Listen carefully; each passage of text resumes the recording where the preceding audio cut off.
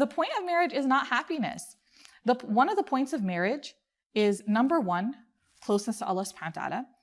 And number two, through that, growth. The point of marriage is growth, right? And happiness has very little to do with your life circumstances, and it has much more to do with the way you think about your life circumstances. And that's why I said the social media thing, right? Were you complaining that that your spouse didn't make you breakfast in bed, or that your wife doesn't have a gourmet meal waiting for you when you come home from work? Were you thinking about that complaint before you saw it on somebody's social media account? No. You weren't, right? And so our circumstances have very little to do with our happiness and much more to do with our mindset, right? So marriage is a test just like any other test. And so for some of us, there's going to be ease. For some of us, there's going to be hardship. But for pretty much everybody, it's a mix of both, right?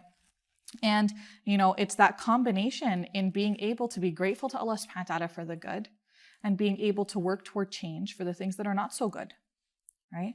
And so, we place this emphasis on finding the right spouse who's going to make me happy, who's going to be my second half. Number one, you have to be whole before you get married. Like, there's nobody who's going to fulfill that second half thing. And so your happiness, your responsibility, right? And so, that's one of the misconceptions that is important to address. The other, my deen will improve if I get married, right? I'll become more religious, I'll become more practicing once I get married, right? Marriage can make you a better Muslim, right? Like if you have, it's natural that if you have somebody who is also pushing toward that same goal, that you will grow together, inshallah.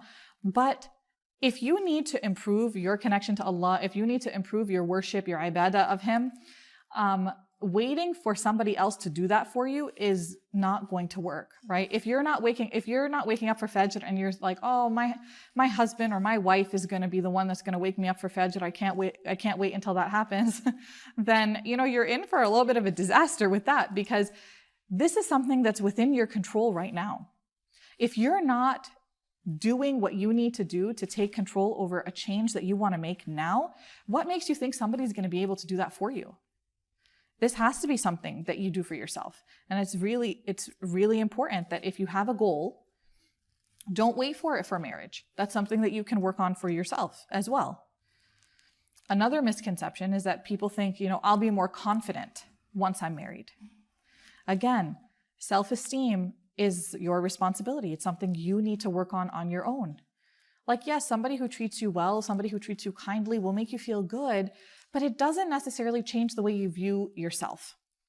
That's something that you need to work on your own, because our capacity to love and to see the good in others is also included in, it also is somewhat dependent on our capacity to see good in ourselves, right? And so when we're accepting of ourselves, when we're growing ourselves, then we can see that in other people as well. And it can also breed a sense of animosity and jealousy and things like that if we don't have that, if we're not working on that. So ask yourself, do I tend to see the clouds or the sunshine, right? Like, my mindset is going to impact what I focus on, not just on myself, but on my spouse.